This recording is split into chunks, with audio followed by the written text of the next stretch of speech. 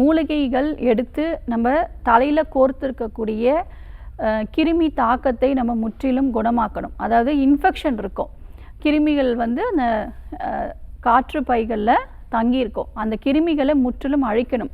கிருமிகள் இருக்கிற வரைக்கும் நமக்கு அந்த நீர் உற்பத்தி ஆகிட்டே இருக்கும், சளி வந்து அங்கே கோர்த்துட்டே இருக்கும். இதற்கு எக்ஸலண்ட்டான ஒரு மெடிசன் அப்படின்னு பார்த்தீங்கன்னா திரிகடுகு மாத்திரை. சுக்கு, மிளகு, திப்பிலி அப்படின்னு சொல்லக்கூடிய இந்த 3 மூலிகையோட கலவை தான் திரிகடுகு அப்படின்னு சொல்கிறோம். இது மாத்திரைகளாகவும் நீங்கள் இருக்குது, அதே மாதிரி பவுடர் ஃபார்ம்லேயும் இருக்குது. மாத்திரைகளாக இருந்ததுன்னா 2 மாத்திரை காலையிலும் நைட்டும் சாப்பிட்ட பிறகு எடுத்துக்கோங்க.